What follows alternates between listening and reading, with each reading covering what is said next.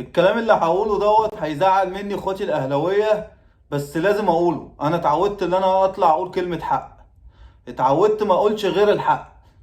فما تزعلوش مني، يعني محدش يقول اسلام اتغير، لا اسلام عمره ما يتغير. بس انا طالع اكد على احقيه مشاركه نادي الزمالك في كاس العالم للانديه. صديقي خالد الغندور وعزيزي المخلص صاحب الجدع اسلام علوي، انا عرضتكم قبل كده في قضيه نادي القرن اللي هو الزمالك لا الاهلي الكلام لاني اساسا يعني ما ينفعش ان انا اقول على نادي الزمالك نادي القرن بلا اي دليل او مستند. ولكن انا معايا الدليل والمستند اللي بيثبت احقيه مشاركه نادي الزمالك في كاس العالم للانديه، واحنا كاهلاويه ما بنحبوش ناكل حق حد.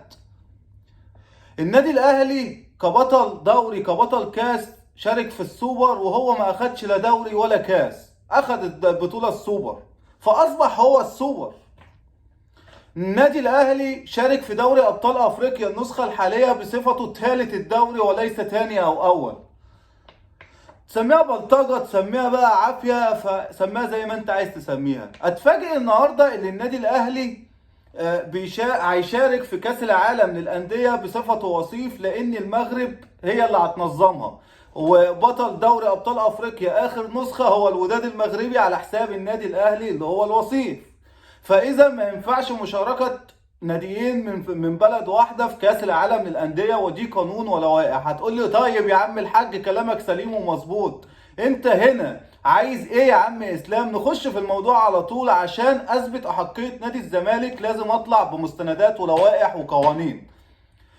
عزيزي اسلام علوي، عزيزي استاذ خالد الغندور، اللي انا عايز اقولهم لكم، انتوا الاتنين اعبط من بعض وانتوا الاتنين ما بتفهموش اي حاجه. والمستندات اللي معايا اهي زي ما انتم شايفين، دي مستندات بتثبت احقيه نادي الزمالك في مشاركته في كاس العالم للانديه.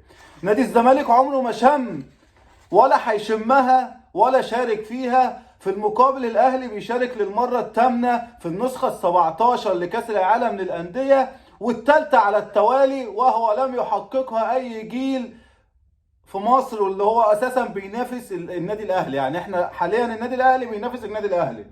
فانت خالد الغندور تسيح يا اسلام يا علوي بقى، انتوا تعيطوا انتوا الجوز على اي جنب، اولعوا اولعوا، انتوا حبايبي والله العظيم، حبايبي اخواتي.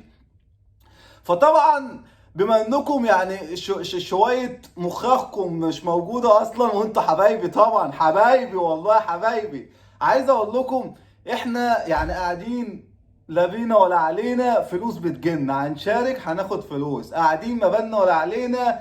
بدر بنون بيشارك في كاس عالم بناخد فلوس من وراه، علي معلول شارك مع تونس بناخد فلوس من وراه، فدولارات داخله عندنا، انتم فرحانين بفلوس كهرباء، واحنا يا عم بنقول لكم ربنا يبارك فيها، ولو انها هتاخدوها قسط مش هتاخدوها كاش، وهتدخل في حساب نادي الزمالك وهتتحول لممدوح عباس، يعني مش هتطوله الابيض ولا اسود. في المقابل النادي الاهلي الرعاة شغاله الحمد لله وبفضل ربنا، النادي الاهلي عشان سالك ونيته سالكه ربنا مسهلها معانا.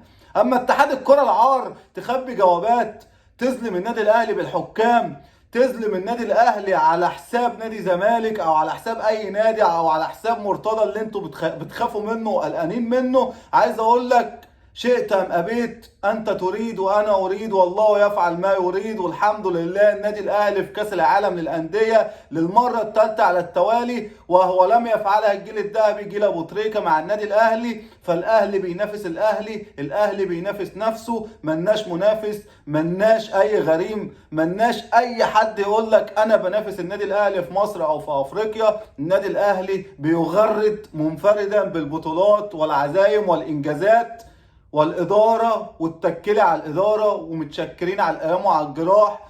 وحاله واحده برجع لها يعني في الحرقان يا زملكاويه، بتخش عند اي صيدليه بتقول له عايز 2 كينا كومب الله يبارك لك عشان اطفي الحريقه والنار اللي تحتيه، عشان النادي الاهلي مولع فيا. حبيبي يا خالد، هز يا خالد هز.